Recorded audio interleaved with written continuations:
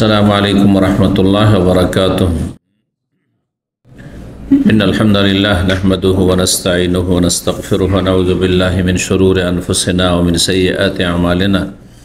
मन यहदिहिल्लाहु फला मुदिल्ल लहु व मन युद्लिल फला हादिय लहु व अशहदु अन ला इलाहा इल्लल्लाहु वहदहु ला शरीका लहु व अशहदु अन्न मुहम्मदन अब्दुहु व रसूलुहु सल्लल्लाहु तआला अलैहि व अला आलिहि व सहबिहि व सल्लम तस्लीमन कसीरा। अम्मा बाद फ़क़द क़ाल इमामुल बुख़ारी रहमहुल्लाहु तआला बाबु हब्सिर रजुलि क़ूत सनतिन अला अहलिही व कैफ़ नफ़क़ातुल अयालि।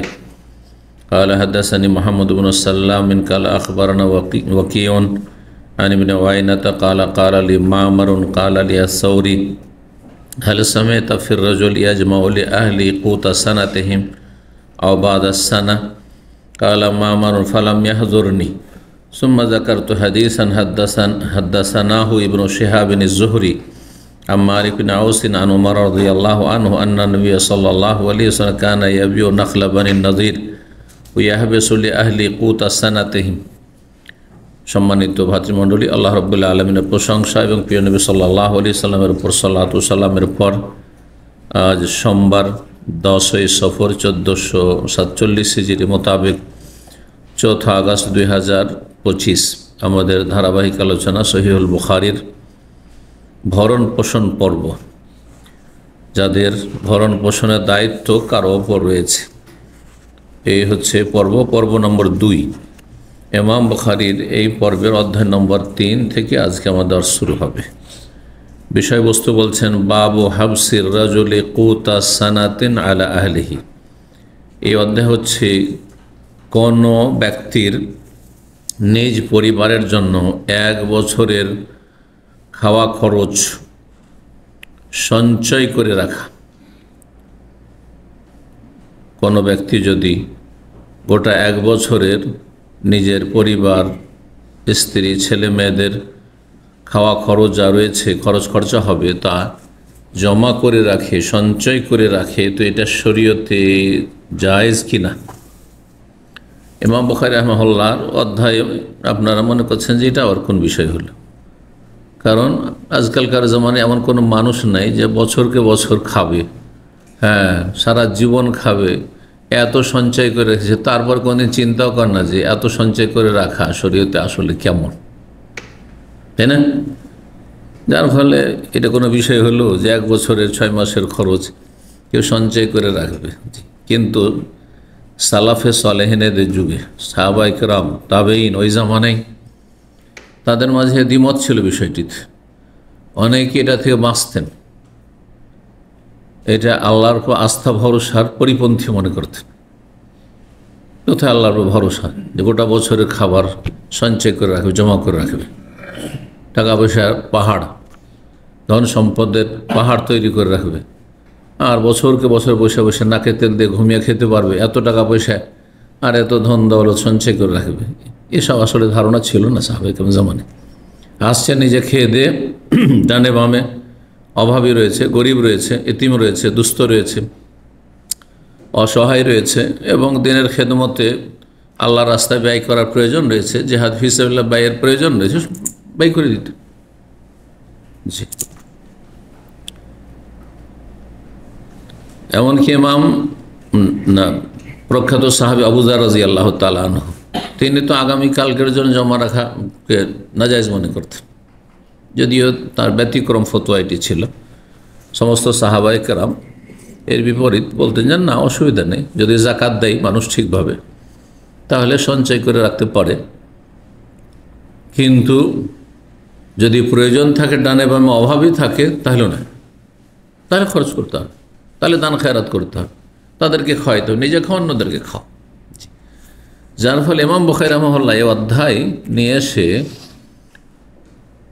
বৈধতা প্রমাণ করতে চাইছেন যে কোনো ব্যক্তি, কোনো দায়িত্বশীল পরিবারের অভিভাবক যদি তার স্ত্রী, ছেলে মেয়েদের জন্য বছরের জন্য, ওটা 1 বছরের অথবা বছরের কিছু অংশ কয়েক মাসের জন্য খাদ্য সঞ্চয় করে রাখে, 6 মাসের খাওয়া খরচ, চাল ডাল ইত্যাদি খাবার দাবার, যারা কৃষি কাজ করে তাদের গোটা বছরের ধান, গোটা বছরের গম, এইভাবে খাদ্যদ্রব্য, ডাল ইত্যাদি সব ঘরের খায় আর গোটা সঞ্চয় করে রাখে। এটা জায়েজ এই প্রমাণ করার জন্য এবং বুখারী অধ্যায় নিয়ে এসছেন। সালাফদের যুগে অনেকে সতর্কতা অবলম্বন করতেন, সেটা তাদের অধিক তাকওয়া, জুহুদ, অধিক ওয়ারা। আল্লাহ ভীরু তার তিনটি স্তর আছে, একটি আরেকটির চাইতে শ্রেষ্ঠ। বোঝা গেছে? আল্লাহ ভীরু তাকওয়া, একটি হচ্ছে তাকওয়া, এটা সব নিচে। মুমিনের সাথে আপনি মুত্তাকি হবেন, আল্লাহর ভয় ভীতি অন্তরে রেখে আপনি জীবনযাপন করবেন, তাকওয়া। তার উপরে হচ্ছে জুহুদ, তার উপরে স্তর হচ্ছে ওয়ারা। তিনটি স্তর। আজকাল অধিকাংশ মানুষের মধ্যে তাকওয়াই নেই, জুহুদ থাকা তো দূরের কথা, আর ওয়ারার স্তরে পৌঁছা তো দূরের কথা। তো সালাফদের যুগে অনেকেই ওয়ারার স্তরে পৌঁছেছিল, জুহুদের স্তরে পৌঁছেছিলেন অধিকাংশই, আর সর্বনিম্ন তো তাকওয়া আছে। সর্বনিম্ন তাকওয়া কি সহজ ভাষায় বোঝেন? তাকওয়া হচ্ছে আপনি হারাম থেকে বেঁচে থাকবেন, হারাম নাজায়েজ থেকে বেঁচে থাকবেন। ফরজ ওয়াজিবে ঘাটতি করা হারাম, সেটাতে বেঁচে থাকবেন। ফরজ ওয়াজিবে যেন ঘাটতি না থাকে। আর কোনো হারাম কথা কাজে লিপ্ত হওয়া হচ্ছে হারাম, সেটাতে বেঁচে থাকবেন। অর্থাৎ আল্লাহর আদেশগুলি পালন করবেন আর নিষেধাজ্ঞা মেনে চলবেন, এখন নিষিদ্ধ কোনো কাজ করবেন না। হারাম নাজায়েজ কাজে না, কথাই না, রোজগারে নেই। এটা হচ্ছে তাকওয়া। রুজি রোজগার, টাকা পয়সার ক্ষেত্রে উপার্জন করে নিয়ে এসছেন যা, তাতে হারামের কোনো সংমিশ্রণ, এটা হচ্ছে তাকওয়া। এটাও যদি না থাকে, হারামও খাচ্ছেন হালালও খাচ্ছেন, জায়েজ নাজায়েজ সব মিলে, তাহলে তাকওয়াই নেই, তাকওয়াতে ঘাটতি আছে। তার উপরে হচ্ছে জুহুদ। জুহুদ মানে হচ্ছে দুনিয়া বিমুখতা বাংলায়। তার মানে দুনিয়াকে পেছনে ফেলে আখেরাতমুখী হওয়া। দুনিয়া বিমুখতার প্রতিশব্দ হচ্ছে বা অপর নাম হচ্ছে আখেরাতমুখী হওয়া। আমার আখেরাত মুখ্য উদ্দেশ্য, পরকাল মুখ্য উদ্দেশ্য। সুতরাং আমি যদি বছরকে বছর খাবো, টাকা পয়সা লক্ষ লক্ষ কোটি কোটি টাকা যদি জমিয়ে রাখি, এটা তোমার আখেরাতে কাজে আসবে না। এটা দুনিয়ামুখী হওয়া হইল, দুনিয়া বিমুখতা হইল না। পক্ষান্তরে এই টাকা পয়সাগুলো আমি খেয়ে দিয়ে সংসার চালিয়ে যদি এগুলো আল্লাহর রাস্তায় দান সাদকা করে দিতে পারি, তাহলে আমি ইত্তাকুন নার ওয়ালাউ বিশিক্কি তামরা, জাহান্নামের আযাব বাঁচতে পারবো। নবী সাল্লাল্লাহু আলাইহি ওয়াসাল্লাম বলছে, জাহান্নামের আগুন থেকে বাঁচার ব্যবস্থা করো, যদিও কিছুই না থাকে, গরিব মানুষ একটা খেজুরের একটা অংশ, একটা টুকরো দিয়ে হোক না কেন। একটা গরিব মানুষ যার বাড়িতে একটা খেজুর আছে, ও অর্ধেক দিতে পারো, অর্ধেক দিয়েও জাহান্নাম থেকে বাঁচার চেষ্টা করো। তাহলে যাদের পয়সা আছে তাদের কি করা উচিত? জুহুদ মানে কি বললাম? দুনিয়া বিমুখতা, আখেরাত মুখী হওয়া। আর ওরা হচ্ছে তার উপরে।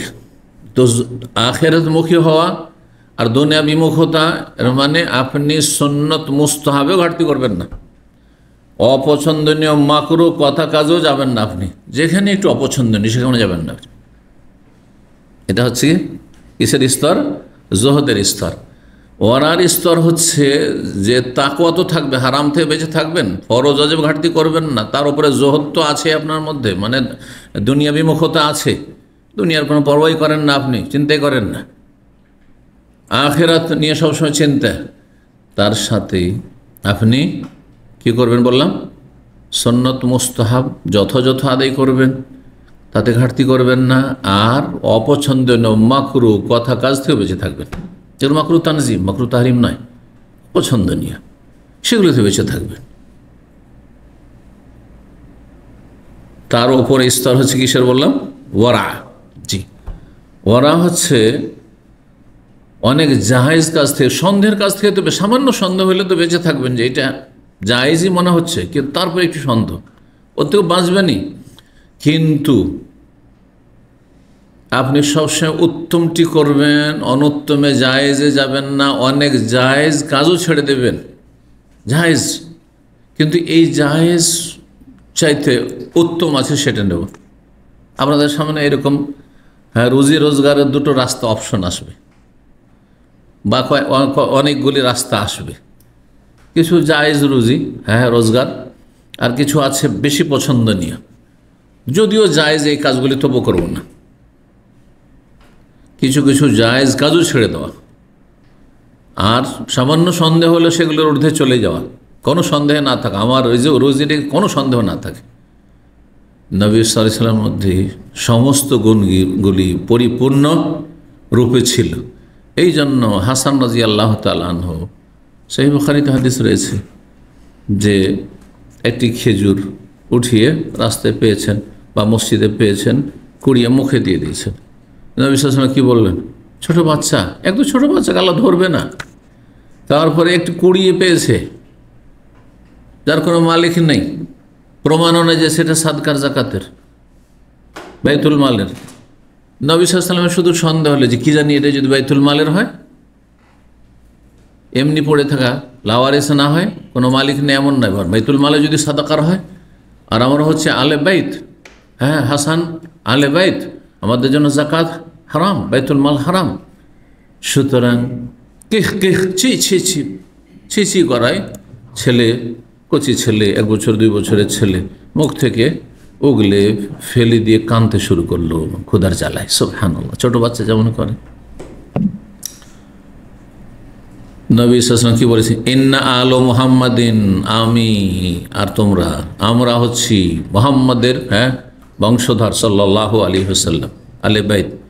লা তাহিলু লানা সাদাকা, আমাদের জন্য সাদকা যাকাত হালাল নয়। সন্দেহ হইল। ওয়া ইন্নী আখশা আন তাকুনা হাযিহি মিনাস সাদাকা, আমি ভয় পাচ্ছি, আশঙ্কা করছি এটি সাদাকার খেজুর না হয়ে যায়। প্রমাণ নেই যে সাদকার খেজুর, আমাকে আশঙ্কা লাগছে। এই যে ওরা, জি, সন্দেহ থেকে বেঁচে থাকা। জি, আল্লাহ রাব্বুল আলামিন যেন আমাদেরকে যুহদ তাকওয়া দান করেন এবং আল্লাহ রাব্বুল আলামিন সন্দেহমুক্ত জীবনযাপনের তৌফিক দান করেন, হালাল রুজিতে বরকত দান করেন এবং তাতে পরিতৃপ্তি পরিতুষ্টি দান করেন। তো ইমাম বুখারী কি বলছেন? হাবসুর রাজুলি, কোন পুরুষের, কোন ব্যক্তির সঞ্চয় করে রাখা কুতা সানাতিন, 1 বছরের খাদ্য, আলা আহলিহি, নিজ পরিবারের জন্য, ওয়াকায়ফা নাফাকাতুল আয়াল। আর একটি বিষয় হচ্ছে এখানে যে পরিবার পরিজনের খরচ খরচার পদ্ধতি কি, খরচ খরচা দেবেন, এখানে মধ্যম পন্থা অবলম্বন করবেন, কৃপণতা করবেন না, আবার অপচয় করবেন না। কোরআনে কারিমে এই মর্মে বেশ কিছু আয়াত রয়েছে।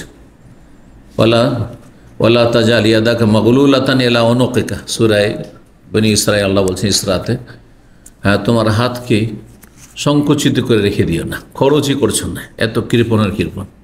ওয়ালা তাবসুতা কুল্লাল বাসত, ওয়ালা তাবসুতা কুল্লাল বাসত, আর একবার পুরোপুরি একবারে হাতকে সম্প্রসারিত করে দিও না।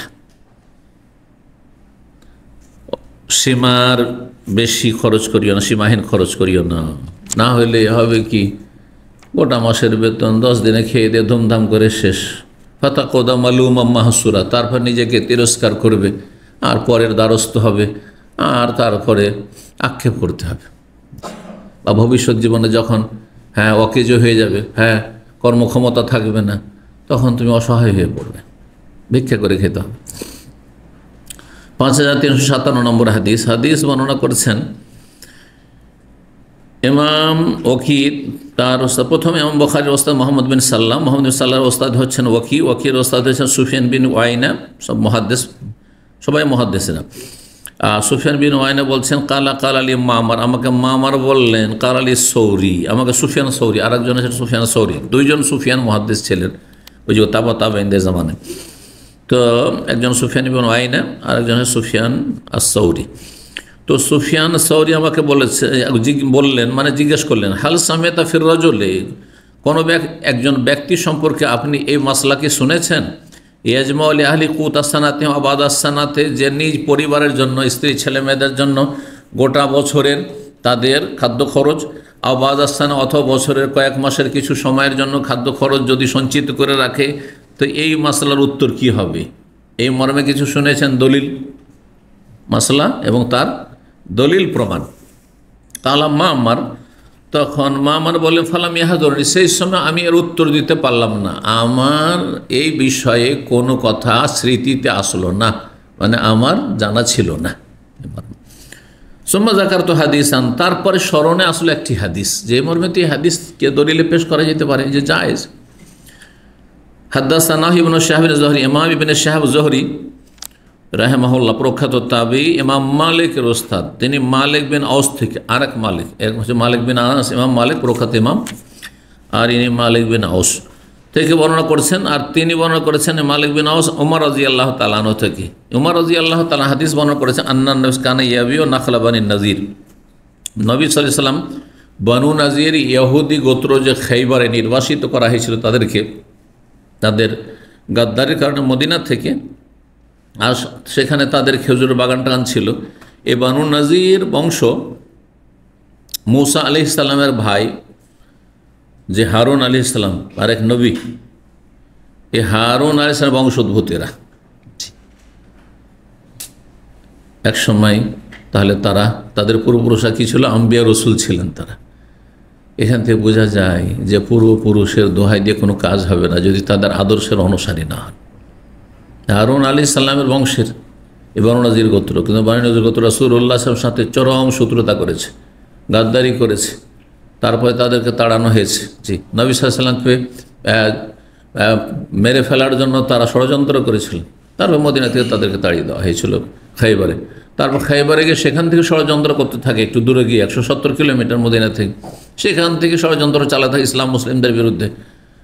তখন পরে তাদেরকে সেখান থেকে আপনার খাইবারে যুদ্ধ হয়, আর তারপরে তাদের সাথে চুক্তি হয় যে ঠিক আছে, তোমরা পরাজিত এবং তোমরা স্যারেন্ডার করলে, আর তোমাদের জমি জায়গাগুলি তোমরা চাষাবাদ করবে, সেখান থেকে তোমরা যেমন চাষাবাদ করলে, আদি করা আমরা বলি।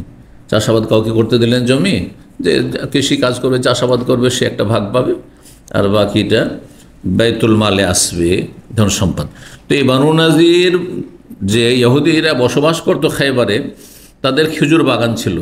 সেই খেজুর বাগানগুলি বিক্রি করতেন, মানে খেজুর বিক্রি করতেন, বা খেজুর পেকে আসছে তখন সেখান থেকে অনুমান করে বিক্রি করা, এই জন্য নাখল বলা হয়েছে, নাখল খেজুর গাছকেও বলা হয়। আর সেখান থেকে প্রতি বছর খরচ সঞ্চয় করতেন আর জমা রাখতেন নিজ পরিবারের স্ত্রীদের জন্য। ওয়াহবেসলি আহলেহি, নিজ পরিবারের জন্য সঞ্চিত করে রাখতেন কুতা সানাতাহিম, তাদের 1 বছরের খাদ্য খরচ।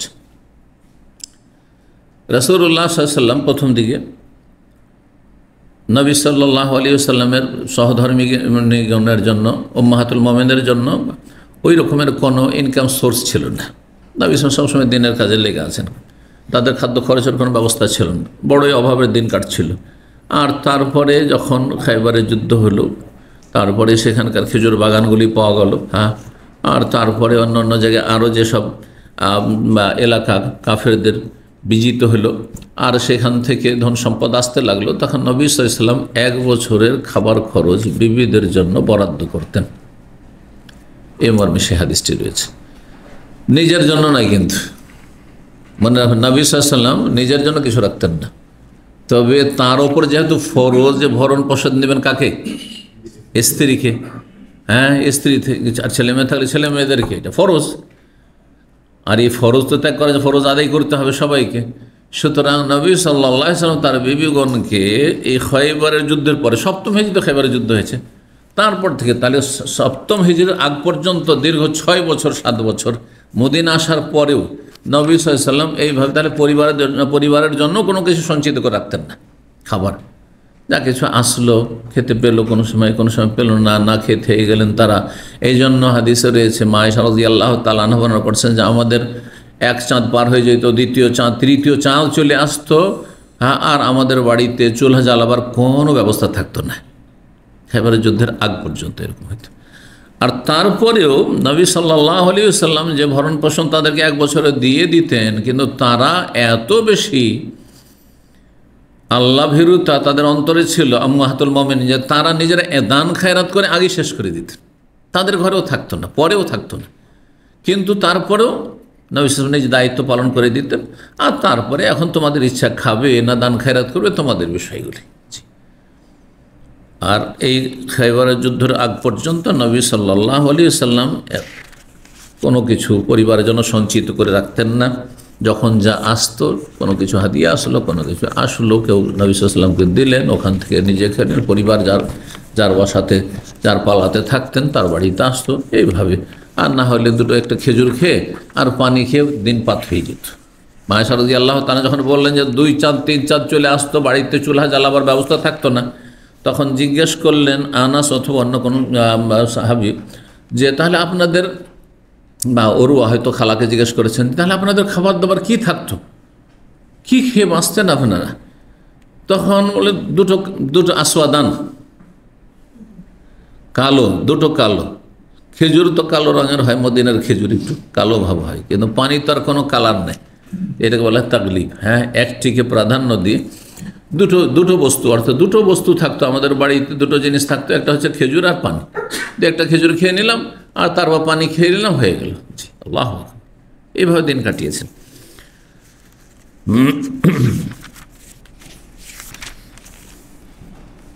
তারপরে যে হাদিসটা আছে বড় লম্বা হাদিস, 5358 নম্বর হাদিস।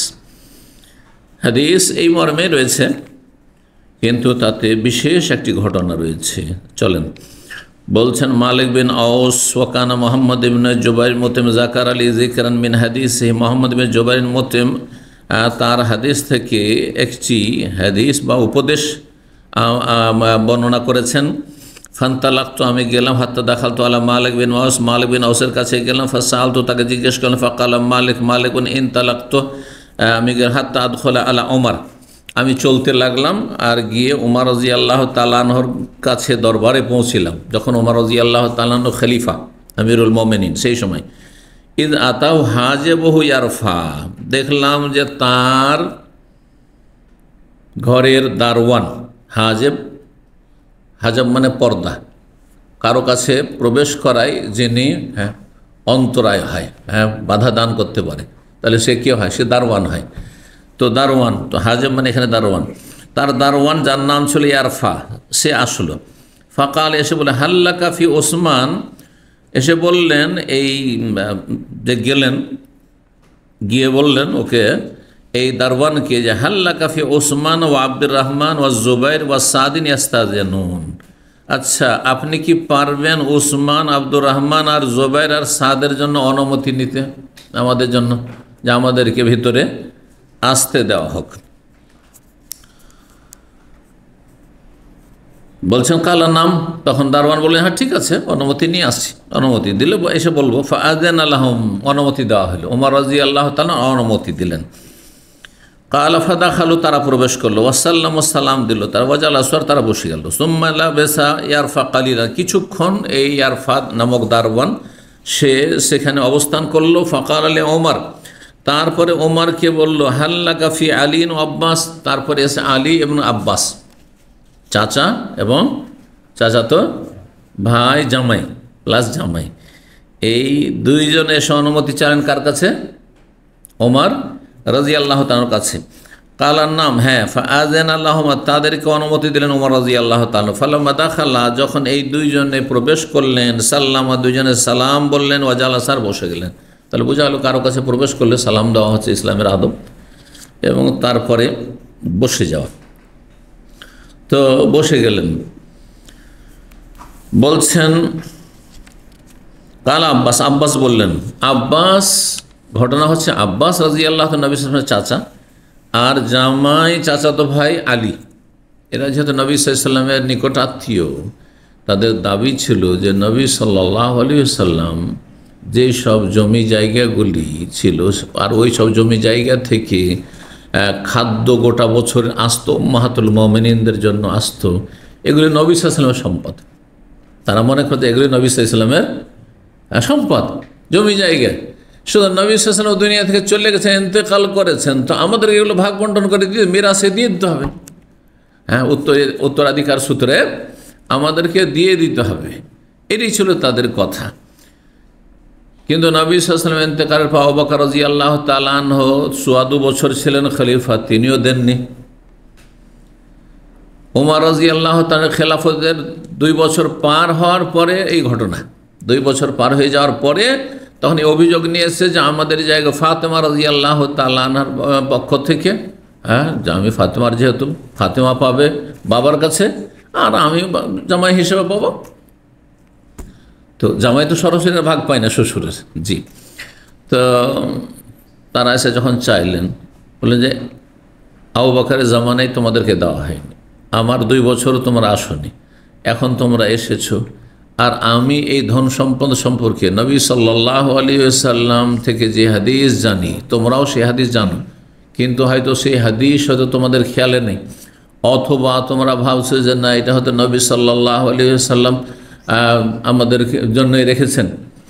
তো দেখো, এটা ভাগ বন্টন করে তোমাদেরকে দেওয়া হবে না। এখান থেকে তোমাদের ভরণ পোষণ দেওয়া হচ্ছিল বা নবী সাল্লাল্লাহু আলাইহি ওয়াসাল্লাম পরিবারের সদস্যদের দেওয়া হচ্ছিল, কিন্তু এর কেউ ওয়ারিস হয় না। কারণ প্রসিদ্ধ হাদিস, যে হাদিসের অংশটুকু আসছে এখানে, নাহানু মাআশিরুল আম্বিয়া, আমরা যত নবী যুগে যুগে এসেছি বা রয়েছি, লানু রেসো, কাউকে উত্তরাধিকারী বানাই না, কাউকে ওয়ারিস বানাই না, আমরা উত্তরাধিকারী কেউ হয় না আমাদের, লানু রেসো। তাহলে কি হয়, আমাদের ধন সম্পদ যদি থাকে তাহলে মা তারাকনাহু সাদাকা, যা কিছু আমরা আমাদের পরিত্যক্ত ধন সম্পদ থাকবে, আমরা ছেড়ে যাব দুনিয়া থেকে, সেগুলি কি হয়ে যাবে, সাদাকা হয়ে যাবে। বড় হিকমত রয়েছে এতে, বড় কি রয়েছে, এতে একটা হিকমত রয়েছে, যাতে ইসলামের ঘরের শত্রু মোনাফিকরা, বাইরের শত্রু, এই যে মোনাফিক যতগুলি আপনার মুসলিম সমাজের নাস্তিক আর সেকুলার আর ইসলাম বিদ্বেষী আছে, আর বাইরের যত ইহুদি নাসারা আর কাফের মুশরিক যত শত্রু আছে, এরা বলার সুযোগ না পায় যে আরে নবীর এটি ধর্ম ব্যবসা ছিল। হ্যাঁ, যে দেখো এত ধন সম্পদ আর ছেলেমেয়েরা সব আত্মীয় স্বজন সব ভাগ বন্টন করে নিল, হ্যাঁ, সব আয়েশ আরামের জীবনযাপন করছে, এই রাস্তায় বন্ধ। কারণ নবী সাল্লাল্লাহু আলাইহি ওয়াসাল্লামের কাছে বা আম্বিয়া রসুল, আগের যত নবী রসুল এসেছেন সবার ক্ষেত্রে আল্লাহর একই বিধান, যা কিছু তাদের এন্তেকালের সময় থাকবে পরিত্যক্ত ধন সম্পদ, সেগুলি কী হয়ে যাবে, সাদাকা হয়ে যাবে। যদি আপনি জানেন, আমি এই জায়গায় রেখে বলি যে আপনি যদি জানেন যে আমি যদি কোটি কোটি টাকাও যদি আয় উপার্জন করি, আর আপনার বড় বড় শহর সিটিতে বড় বড় টাওয়ার তৈরি করে ফেলি, মারা গেলে কি হবে, আমার স্ত্রীও পাবে না, ছেলে মেয়েও পাবে না, ভাই বোনও পাবে না, কে পাবে, সব হিসাবে সাদাকা হয়ে যাবে। তো এত হারাম খাবেন, যারা হারাম খেয়ে এইসব রাতারাতি বড়লোক হয়েছেন, হারাম খাবেন, লাভ কি, কেউ তো ভোগ করতে পারবে না, আর কত খাবো এই ছোট পেটে, ঠিক না?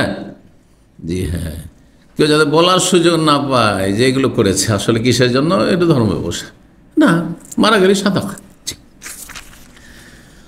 তো সুতরাং আমি তোমাদেরকে ভাগ করে দেব না, তবে নবী সাল্লাল্লাহু আলাইহি ওয়াসাল্লাম তোমাদেরকে খরচ খরচা দিয়েছেন, খাওয়া দাওয়া তোমাদেরকে তা দেওয়া হবে, তোমাদের ভাতা দেওয়া হবে, তোমাদের সংসারের খরচ দেওয়া হবে, সেটা সেখান থেকে যা উৎপন্ন হবে, ওয়াকফের জমি জায়গার যে বিধান, ওয়াকফ যদি কেউ করে দেয়, ওয়াকফের জমি জায়গার মালিক কেউ হতে পারবে না, কোনো ব্যক্তি মালিক হবে না, কারণ এর মালিক আল্লাহ।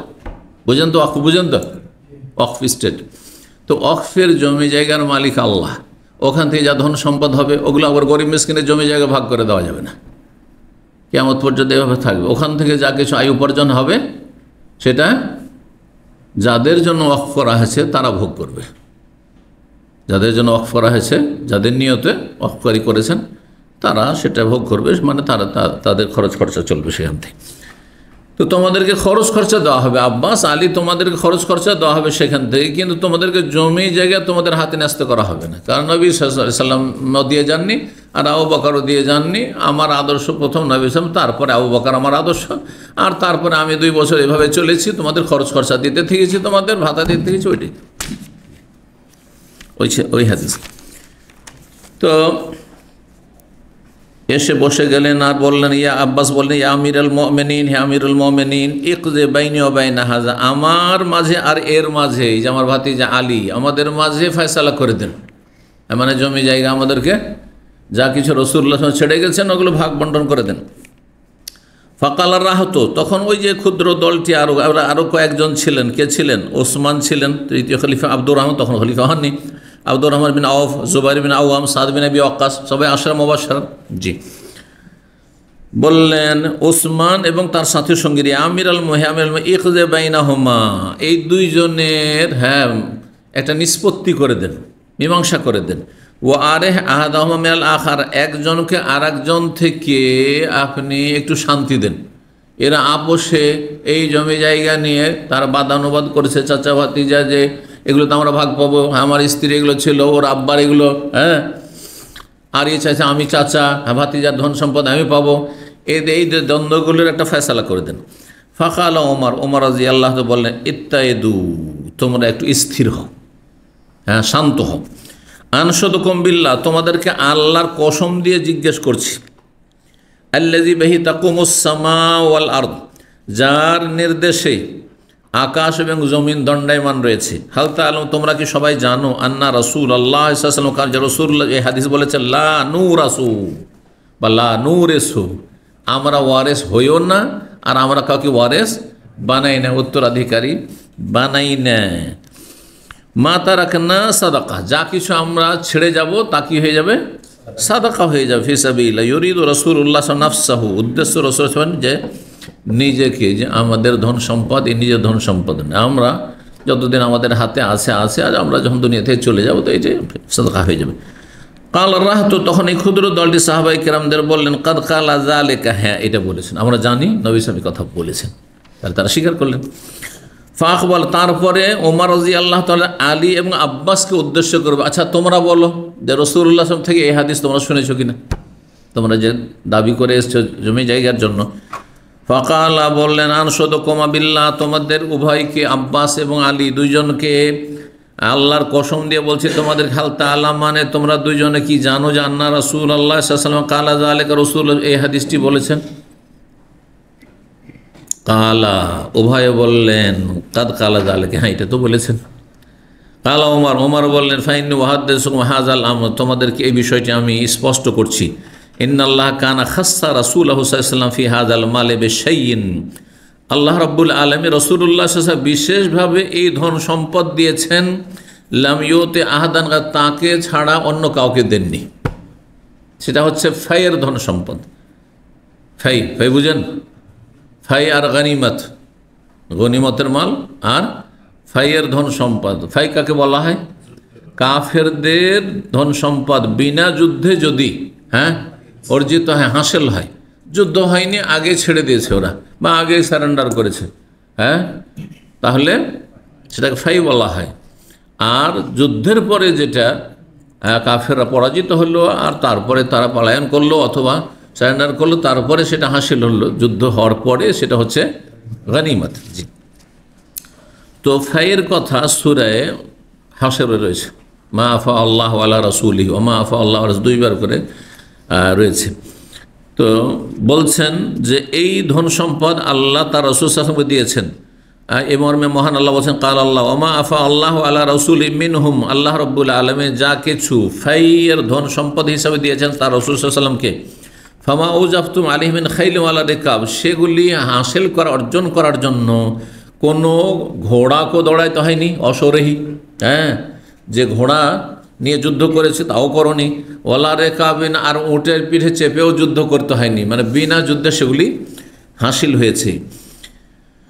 তো তাতে রাসূলুল্লাহ সাল্লাল্লাহু আলাইহি ওয়াসাল্লামকে হক দেওয়া হয়েছে, রাসূলুল্লাহ সেখান থেকে যাদের প্রয়োজন তাদের মাঝে খরচ করবেন, নিজের সংসারে খরচ করবেন, নিজের আত্মীয় স্বজনদের মাঝে দিবেন, এই ছিল বিধান। যেহেতু তাদের জন্য জাকাত জায়েজ নয়। নবী সাল্লাল্লাহু আলাইহি ওয়াসাল্লামের জন্য, নবী সাল্লাল্লাহু আলাইহি ওয়াসাল্লামের পরিবারের জন্য বা বংশের জন্য জাকাত সাদকা হালাল ছিল না, কিন্তু গনিমতের একটা অংশ, খমস পঞ্চমাংশ আর ফাইয়ের ধন সম্পদ হালাল ছিল। জি, ফাকানাত হাজি খালিসাতান লিরাসূলিল্লাহ সাল্লাল্লাহু আলাইহি ওয়াসাল্লাম, এটি রাসূলুল্লাহ সাল্লাল্লাহু আলাইহি ওয়াসাল্লামের জন্য বিশেষভাবে আল্লাহ খাস করেছিলেন। ওয়াল্লাহি, আল্লাহর কসম করেছে, মাহতাজাহা দুনাকুম ওয়ালাস্তাসারা বিহা আলাইকুম, নবী সাল্লাল্লাহু আলাইহি ওয়াসাল্লাম তোমাদেরকে বাদ দিয়ে, মানে আব্বাস এবং আলীকে বলছেন, তোমাদেরকে বাদ দিয়ে একাই তিনি সেটা গ্রহণ করেননি। ওয়ালা ইস্তাসারা বিহা আলাইকুম, এবং তোমাদের ওপর নিজেকে প্রাধান্য দেননি, বরং তোমাদেরকেও খাওয়িয়েছেন, তোমাদেরকেও দিয়েছেন। লাকাদ আতাকুমুহা, তা থেকে তোমাদেরকে দিয়েছেন, ওয়াবাসসাহা ফিকুম, তোমাদের মাঝেই সেটা বিতরণ করেছেন। হাত্তা বাকিয়া মিন হাযাল মাল, এই অবশিষ্ট ধন সম্পদ যা বাকি আছে সেটা আমাদের হস্তগত হয়েছে, মানে আমরা খলিফা হিসাবে, রাষ্ট্রনায়ক হিসাবে আমাদের কাছে এসেছে। ফাকানা রাসূলুল্লাহ ইউনফিকু আলা আহলি নাফাকাত আস-সানাত, এখান থেকে রাসূলুল্লাহ তার পরিবারদের জন্য, বিবিদের জন্য 1 বছরের খরচ সঞ্চয় করে নিতেন, সেখান থেকে দিয়ে দিতেন, বরাদ্দ করতেন। মিন হাযাল মাল, এই সম্পদ। সুম্মা ইয়াখুযু মা বাকি, আর তারপরে যা কিছু অবশিষ্ট থাকতো তা তিনি গ্রহণ করতেন। ফায়াজালুহু মাজআলা মালিল্লাহ, তারপরে সেটি আল্লাহর ধন সম্পদের ক্ষেত্রে রেখে দিতেন, মানে বাইতুল মালে সেটা রেখে দিতেন। হাল তা'লামুনা যালিকা, তোমরা এটা কি জানো? কালু নাম, হ্যাঁ। তো নবী সাল্লাল্লাহু আলাইহি ওয়াসাল্লাম তো এই জায়গাগুলো ভাগ বন্টন করে কাউকে দেননি, ওখান থেকে পরিবারের খরচা 1 বছর রেখে দিতেন, আর তারপরে তখন বাকি যে ধন সম্পদ অতিরিক্ত থাকতো সেখান থেকে সেটা বাইতুল মালে দিয়ে জমা দিয়ে দিতেন, আর জমি আসল জায়গাতে আর সেটা আবাদ হইত, আর সেটা ওয়াকফ হিসাবে থাকতো। তো কারোর নাম, তারা বললেন হ্যাঁ। কাল আলীকে বললেন, আব্বাসকে বললেন, আনশুদু বিল্লাহ, তোমাদেরকে আল্লাহর কসম দিয়ে বলছে, হাল তা'লামুনা যালিকা, এই বিষয়টি তোমরা জানো? কালাউ, দুইজনই বলে হ্যাঁ আমরাও জানি। সুম্মা তাওয়াফাল্লাহু নবী সাল্লাল্লাহু আলাইহি ওয়াসাল্লাম, তারপরে আল্লাহ রাব্বুল আলামিন তার নবী সাল্লাল্লাহু আলাইহি ওয়াসাল্লামের আত্মা গ্রহণ করলেন, মানে আল্লাহ রাব্বুল আলামিন তাকে মরণ দিলেন, নবী সাল্লাল্লাহু আলাইহি ওয়াসাল্লাম মারা গেছেন। তাওয়াফা ফাকাল আবু বকর রাদিয়াল্লাহু তাআলা বললেন, আনা ওয়ালিয়্যু, নবী সাল্লাল্লাহু আলাইহি ওয়াসাল্লাম ইন্তেকাল যখন করলেন, তারপরে কে হলেন, এর অভিভাবক হলেন আবু বকর সিদ্দিক রাদিয়াল্লাহু তাআলা, প্রথম খলিফা হিসাবে। আনা ওয়ালিয়্যু রাসূলিল্লাহ সাল্লাল্লাহু আলাইহি ওয়াসাল্লাম, আমি হচ্ছে রাসূলুল্লাহ সাল্লাল্লাহু আলাইহি ওয়াসাল্লামের উত্তরাধিকারী, মানে দেখাশোনার ক্ষেত্রে, দেশ পরিচালনার ক্ষেত্রে, সুতরাং এগুলো আমার আন্ডারে। ফাকাবাযা আবু বকর রাদিয়াল্লাহু তাআলা সেই ধন সম্পদগুলি গ্রহণ করলেন। ফাআমিলা ফিহা বিমা আমিলা বিহি ফিহা রাসূলুল্লাহ সাল্লাল্লাহু আলাইহি ওয়াসাল্লাম, ওইভাবে তিনি আমল করলেন যেভাবে রাসূলুল্লাহ সাল্লাল্লাহু আলাইহি ওয়াসাল্লাম আমল করেছেন, মানে তার যে নীতি ছিল সেই নীতি অবলম্বন করলেন। ওয়া আনতুম হিনাইযিন, আর তখন তোমরা ছিলে, এমন নয় যে তোমরা উপস্থিত ছিলে না, আবু বকরের জামানায় তোমরা সেখানে মওজুদ ছিলেন।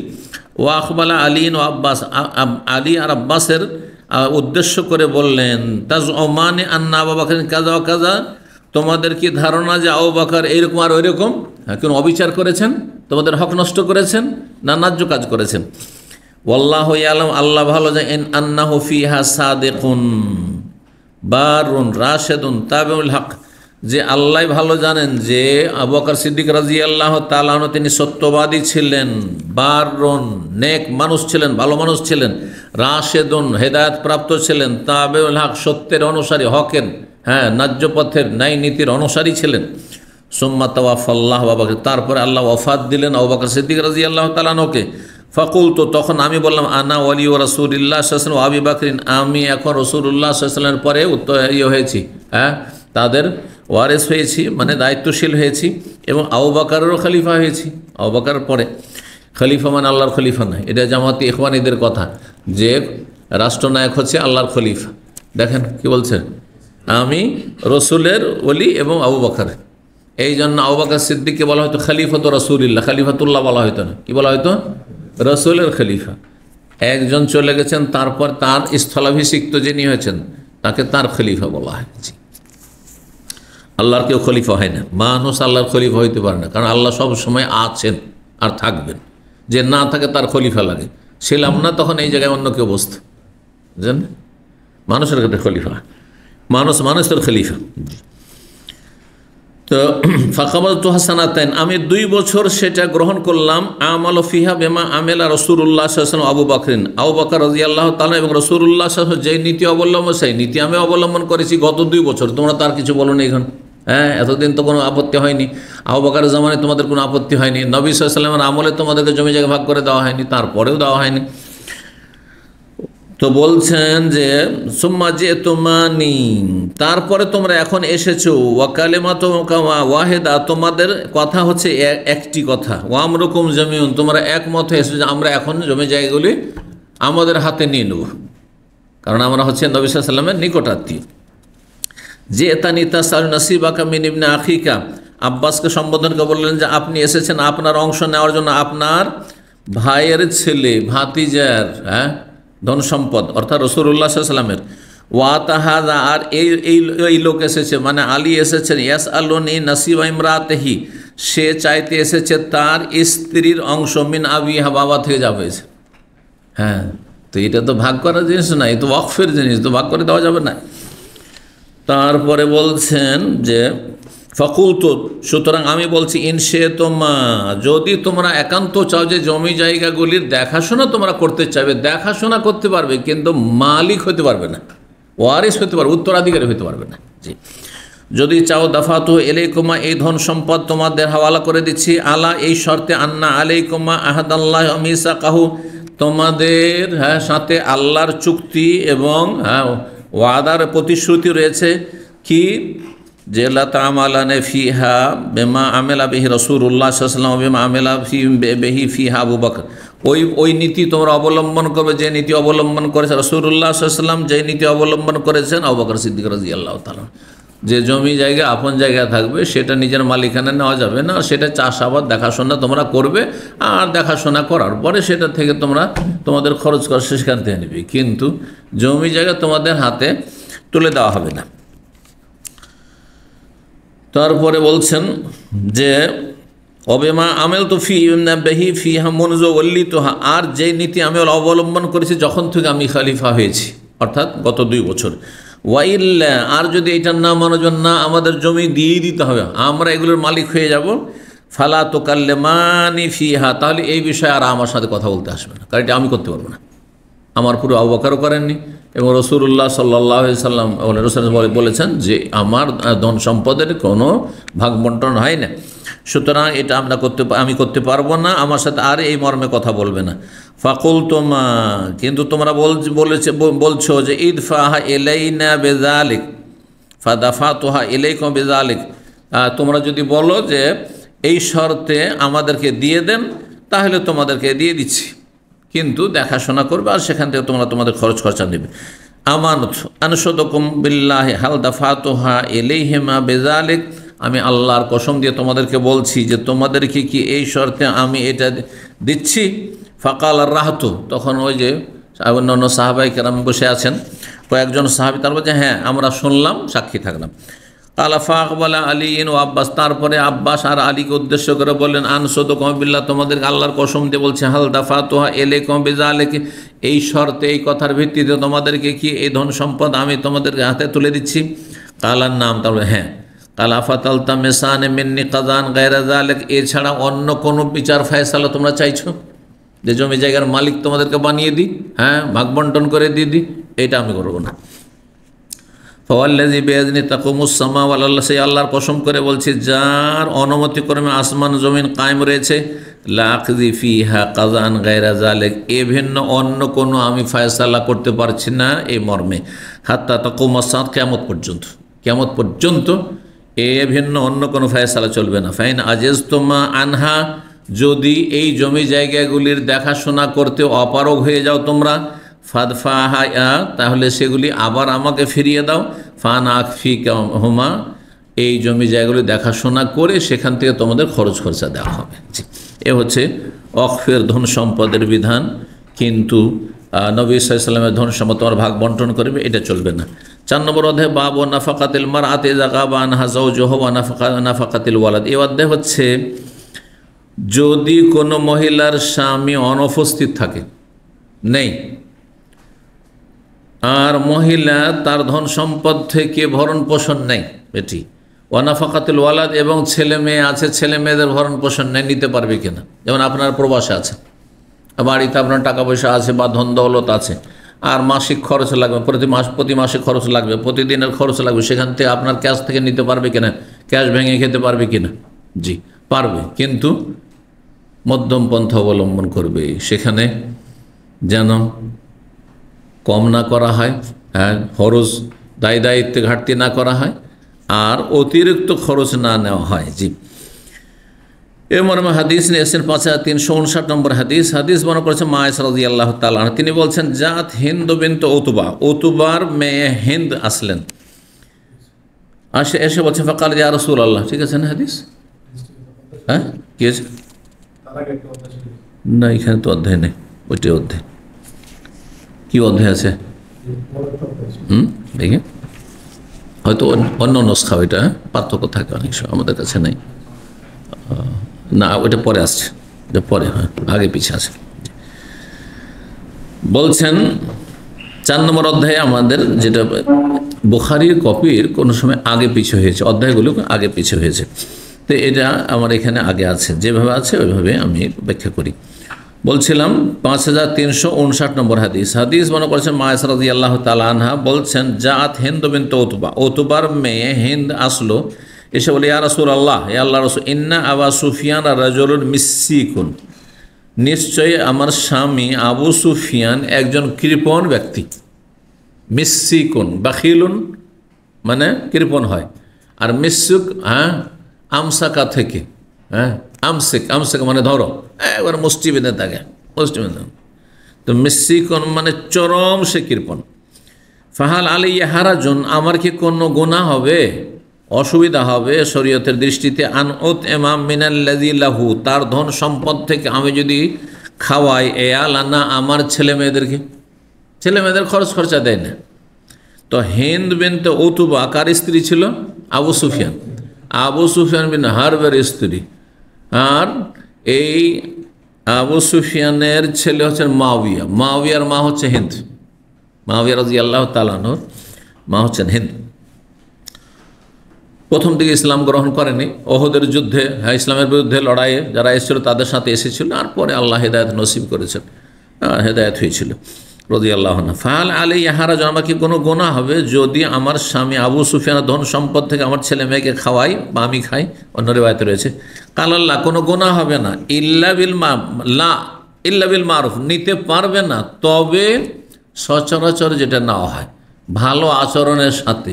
স্বামীর ধন সম্পদ নষ্ট করার উদ্দেশ্যে তিলকে তাল করে চলবে না, যতটা প্রয়োজন ততটা নিতে পারবে। তাহলে প্রয়োজন মাফিক যদি কেউ খরচ না দেয় তাহলে তাকে না জানিয়ে খরচ নিতে পারবে, সেটা স্বামী হোক অথবা বাবা হোক। বাবা ছেলে মেয়েদের যতটা জরুরি খরচ দিচ্ছে না, এমন যদি কৃপণ হয় তাহলে না জানিয়ে নিতে পারবে, কারণ তাদের ন্যায্য অধিকার আছে যে বাবার যতক্ষণ পর্যন্ত নাবালক করেছে, সাবালক ছেলেদের কথা বলছেন, অথবা মেয়েরা, জি মেয়েরা সারা জীবন নিতে পারে যতদিন বিয়ে হয়নি, জি যতদিন বিয়ে হয়নি স্বামীর ঘরে যায়নি ততদিন পর্যন্ত বাবার ধন সম্পদ থেকে নিতে পারবে।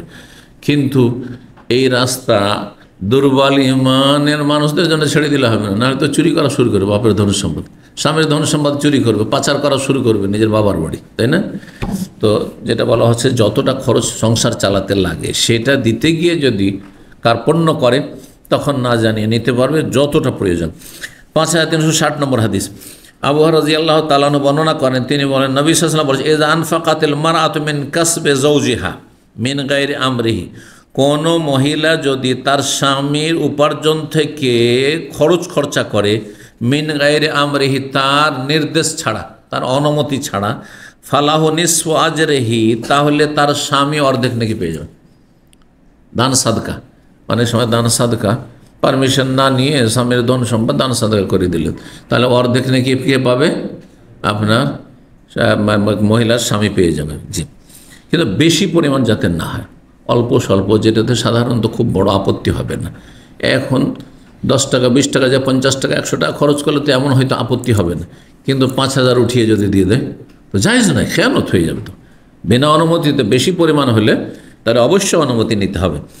এই জন্য এই ক্ষেত্রে বলি যে অনুমতি 2 রকম, একটা হচ্ছে এজনে আম আর একটা এজনে খাস।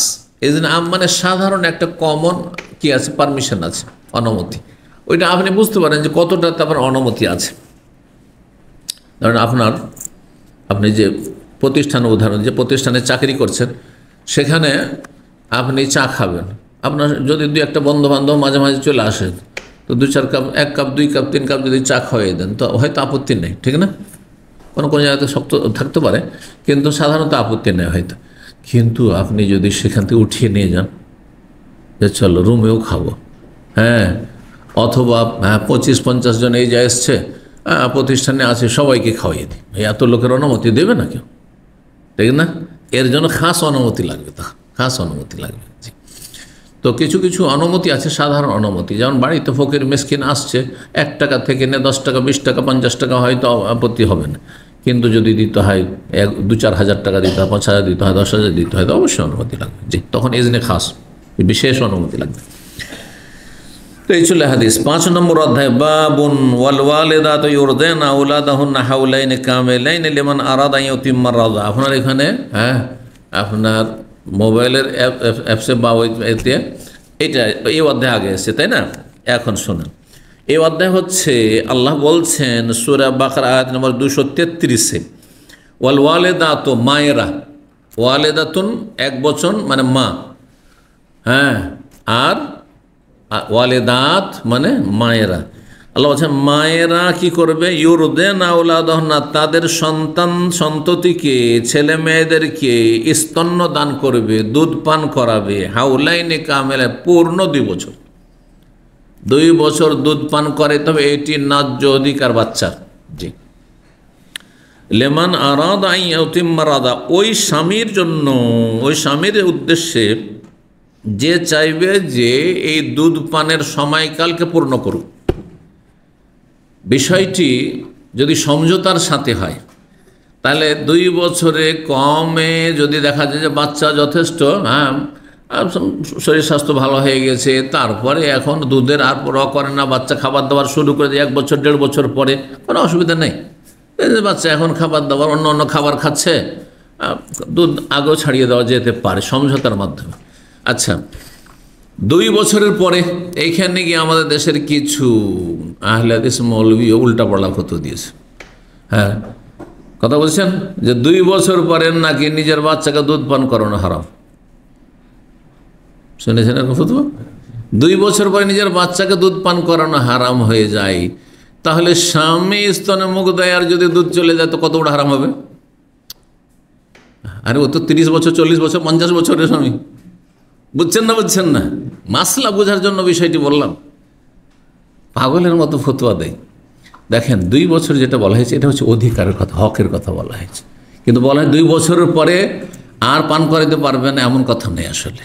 জি, কোনো মহিলার যদি দুধ এত বেশি আসছে যে 2 বছর পরে দুধ বেশি আসছে, তাহলে কি করবে?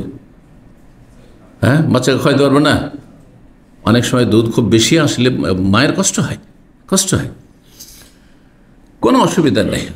অনেক সময় বাচ্চার প্রয়োজন আছে, বাচ্চা দুর্বল, 2 বছর পরে দুধ ছাড়তে চায় না, আরে ছটফট করছে, চিল্লাচ্ছে, কান্না করছে, সারা রাত ঘুমাচ্ছে না মায়ের দুধ খাওয়ার জন্য, জবরদস্তি করে দুধ ছাড়াইতে হবে, কে বললো এগুলো? এইসব ফতোয়া কোনো জায়গায় নেই পৃথিবীতে। এই 2-1 জন আহলে হাদিস জাহিরি মৌলবী ছাড়া, মানে জন্মগত আহলে হাদিস, কিন্তু এরা জাহিরি মৌলবী, এরা আহলে হাদিস মাসলাকে নাই। জি, বুঝতে পেরেছেন কথা? দুধ হিসাবে হালাল না হারাম? আচ্ছা, দুধটা যদি দহনই করা হয় আর কেউ যদি একজন পান করে নেয়,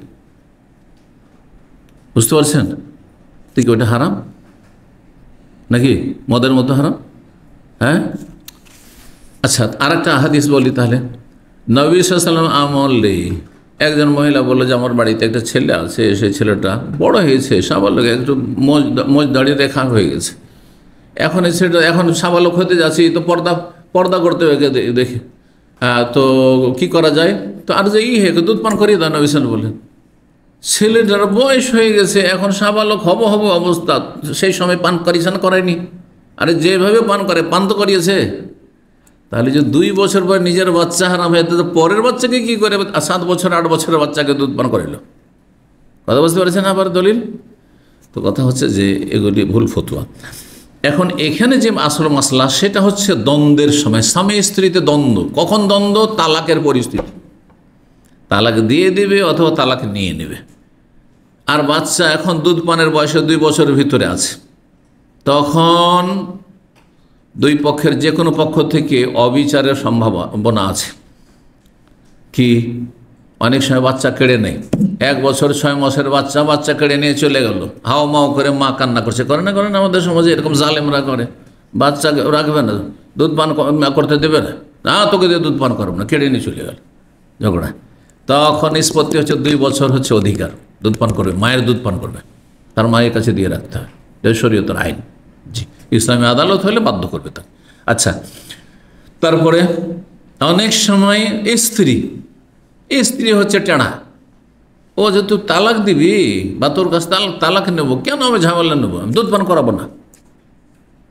1 বছর 6 মাসের বাচ্চা দুধ পান করবো না, তোর বাচ্চা তুই নিয়ে যা, তখন কি হবে? বাধ্য করা হবে না দুধ পান করো। হ্যাঁ, এইটা হচ্ছে শরীয়তে, এইখানে কোরআনের মাসলা এটা বর্ণনা করা হয়েছে। এটা বর্ণনা করা হয় যে 2 বছর পান করাইতেই হবে, এটাও উদ্দেশ্য নয়। আর 2 বছরের বেশি পান করানো যাবে না, এইটাও আয়াতের উদ্দেশ্য নয়। এবার বুঝতে পেরেছেন আয়াতের সারমর্ম? এ মর্মে 2 জায়গায় 2 রকম আয়াত রয়েছে। এখানে আছে দুধ পান করাবে কত বছর? হাউলাইনে কামে 2 বছর। আর অন্য আয়াতের সূরা আহকাফে রয়েছে যে হামলুহু ওয়া ফিসালুহু 30 শাহরা, গর্ভধারণের সময়কাল আর দুধ ছাড়ানোর সময়কাল, দুধ পান করিয়ে হচ্ছে 30 মাস, মানে 2.5 বছর। কেমন হলো? এই জন্য ওলামারা বলেছেন যে 2.5 বছর যখন গর্ভধারণ প্লাস কি দুধ পান, এখান থেকে সর্বনিম্ন গর্ভধারণের সময় হচ্ছে 6 মাস। এটা সর্বনিম্ন বর্ণনা করা হয়েছে। 6 মাসের কমে কোনো বাচ্চা ভূমিষ্ঠ হলে সেই বাচ্চা না, সে বাচ্চা সেই স্বামীর না, আর বেশি হতে পারে। তো সর্বনিম্ন 6 মাস যখন বাদ দিয়ে দিলাম তো কত বাঁচল? 24 মাস বাঁচল। 30 মাস আর 24 মাস মানে 2 বছর। তো ওহামল হাফিজ আলহ সাল্লাহ শাহরা সূরা আহকাফ আয়াত নম্বর 15। আল্লাহ রাব্বুল আলামিন বলছেন স্বামী স্ত্রী দ্বন্দ্বের ক্ষেত্রে ওয়াইন তাসারতুম ফাসাতুরদিউ উখরা, আপোষে তোমাদের মতের মিলের ক্ষেত্রে যদি কঠিন পরিস্থিতি হয়ে যায়, তাসারতুম বিষয়টিকে যদি কঠিন করে ফেলো, মানে 2 জনে স্বামী স্ত্রী এত দ্বন্দ্ব যে কেউ কারো কথা মেনে নিতে চাইছে না, তাহলে একটা মীমাংসার পথ হচ্ছে যে অন্য কোনো মহিলা দুধ পান করবে, অন্য কোনো মহিলা দুধ পান করাবে। জি, আর তারপরে একটা নিষ্পত্তি হয়ে যাবে। ওয়াই ফাসাতুরদিউ উখরা লিউনফিক যু সাআতিন মিন সাআতিহি। এটা কখন দ্বন্দ্ব? দুধ পান হয়তো করাতে চাইছে, কিন্তু দুধ পান করবে, তালাক হয়ে গেছে, তালাক হয়ে গেছে, তালাকে বায়েন হয়ে গেছে। তালাকে বায়েন হয়ে গেলে মানে 3 তালাক হয়ে গেলে, 3 তালাক হয়ে গেলে আর ভরণ পোষণের দায়িত্ব তো স্বামীর থাকে না, কিন্তু ভরণ পোষণের দায়িত্ব নেই। আর আপনার সেই স্ত্রী 3 তালাক হয়, স্ত্রী বিচ্ছিন্ন হয়, স্ত্রী দুধ পান করাচ্ছে, অথবা 1 তালাক দিয়ে 3 মাসিক পার হয়ে গেছে, তাহলে বায়েন হয়েছে কি না? অন্য জায়গায় বিয়ে করতে পারবে কি না? তাহলে এই যে দুধ পান করাবে, তো ফিরি তোমার বাড়িতে তো বাসও করছে না, তুমি তাকে ভরণ পোষণও দিচ্ছ না, খাওয়া দাওয়া দিচ্ছ না, তো কিসের বিনিময়ে দুধ পান করাবে? তোমার ছেলেকে যে দুধ পান করাবে, তো এই ক্ষেত্রে তোমাকে কী দিতে হবে? খরচ, পারিশ্রমিক দিতে হবে, দুধ পানের পারিশ্রমিক। অন্য যদি দুধ মা হয়তো তাকে কতটা দেওয়া হয় ওই অনুপাতে দিতে হবে, এবং তোমার সচ্ছলতা কেমন রয়েছে, হ্যাঁ, আর্থিক অবস্থা কেমন রয়েছে, সেটাকে কেন্দ্র করে সেটা আর ফয়সালা করতে হবে। এই বিষয়টি এখানে উল্লেখ করা হয়েছে। বলছেন আল্লাহ রাব্বুল আলামিন যে লিউনফিক যু সাআতিন মিন সাআতিহি, সচ্ছল ব্যক্তি তার সচ্ছলতা অনুযায়ী কি করবে? খরচ করবে, অর্থাৎ খরচ দেবে, দুধ পানের খরচ দেবে। ওমান কদের আলাইহি রিজকুহু, আর যার রিজিকের দ্বারকে সংকুচিত করা হয়েছে, অর্থাৎ যে অভাবী, হ্যাঁ, সেই ব্যক্তি ফালিউনফিক মিম্মা আতাহুল্লাহ, যতটা আল্লাহ তাকে সেই অনুপাতে খরচ করবে, সে অল্প দেবে। একজন গরিব মানুষ অল্প খরচ দিবে দুধ পানের পারিশ্রমিক হিসাবে, কিন্তু একজন সচ্ছল পয়সাওয়ালা মানুষ বেশি পয়সা দিবে। এক কথায় এর একটা ফয়সালা হয়তো সূরা তালাকের আয়াত নম্বর 6-7 বর্ণনা করা হয়েছে। ইমাম জোহরিতে বর্ণনা করেছেন নাহাল্লাহ তাআলা, আল্লাহ তাআলা নিষেধ করেছেন আনতুদাররা ওয়ালিদাতুন বিওয়ালাদিহা, যে কোনো মা ক্ষতি করবে কোনো স্বামীর বেওয়ালাদিহা, তার সন্তানের কারণে, সন্তানের কারণে তার বাবাকে, সন্তানের বাবাকে ক্ষতিগ্রস্ত করবে কোনো মা, কোনো মহিলা, এটাও জায়েজ না, আল্লাহ নিষেধ করেছেন। কিভাবে?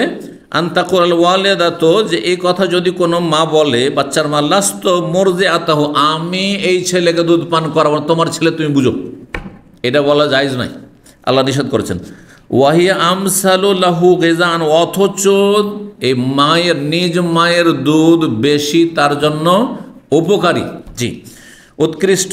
ও আশফাকু আলাইহি, এবং নিজের মা যদি দুধ পান করায় দেখাশোনা করে তাহলে সে বেশি স্নেহময়ী হবে। ও আরফাকু বিহি মিন গায়রিহা, অন্য দুধ মায়ের তুলনায় সে তার সাথে কোমল আচরণকারিণী হবে। মায়ের যে মায়া মমতার সাথে আদর স্নেহকের দুধ পান করাবে, পরে কি সেটা করবে ভাড়াইটা? কখনো করবে না, জি।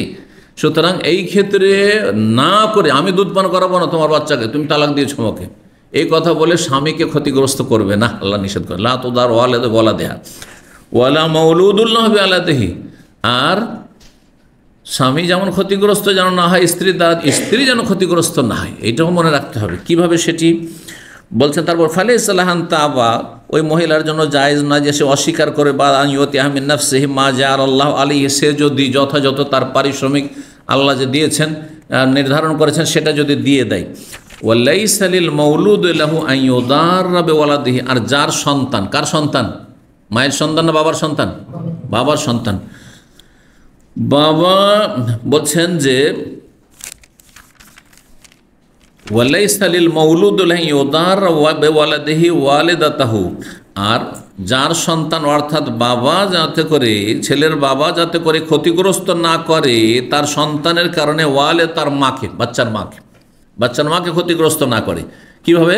ফায়ামনাহা আন তুরজিআহু যিরারাল্লাহি ইলা গায়রিহা, যে তাকে বাধাগ্রস্ত করলো তার মাকে, বাচ্চার মাকে দুধ পান করে, তো না তোকে দিয়ে দুধ পান করাবো না, তোকে যখন তালাকি দিয়ে দিছি বা তুই আমার কাছে থাকবি না, তো তোকে দুধ পান করাইতে দেবো না, অন্য কোনো মহিলাদের দুধ পান করাবো, এটাও যেন না করে। হ্যাঁ, যিরারাল্লাহ ইলা গায়রিহা, তাকে ক্ষতিগ্রস্ত করার জন্য অন্য মহিলাকে দিয়ে দুধ পান করে, এমনটা যেন না করে। ফালা জুনাহা আলাইহিমা, উভয়ের কোনো গুনাহ হবে না। ইয়াস্তার যে আনতিবে নাফসিল ওয়ালিদি ওয়াল ওয়ালিদাতি, হ্যাঁ, তো উভয়ের গুনাহ হবে না যদি দুইজন মিলে একমত হয়ে, সম্মতি, সর্বসম্মতিক্রমে দুইজনের, উভয়ের, কার? আর নাফসিল ওয়ালিদি ওয়ালিদাদান, বাচ্চার মা এবং বাচ্চার বাবা দুইজনে কি করে?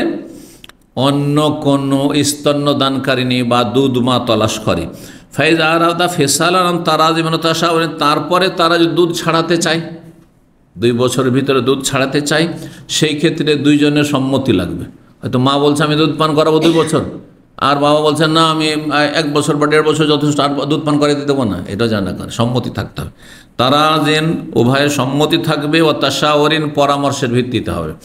ফালা জুনাহ আলাইহিম, তাদের কোনো গুনাহ হবে না যদি তারা পরামর্শের ভিত্তিতে অথবা আর এবং সম্মতির ভিত্তিতে উভয়ের, তারা যদি দুধ ছাড়িয়ে দেয় আগে বা পরে। বাদাই এখন জালিকা আন তারাজ মিনহু তাশাওরিন, তাদের মাঝে সম্মতি, তারাজিন মানে দুইজনই রাজি, মানে দুধের সম্মতি, ও তাশাওরিন মানে দুইজনের পরামর্শের ভিত্তিতে। ও ফেসালু ফি আমাইন, ফেসাল মানে ফেতামহ মানে দুধ ছাড়ানো। এখানে আজকের আলোচনা শেষ করি। ওয়া জাযাকুমুল্লাহু খাইরান ওয়া সাল্লাল্লাহু ওয়া সাল্লাম আলা নবিয়িনা মুহাম্মদ ওয়া আলা আলিহি ওয়া সাহবিহি আজমাইন।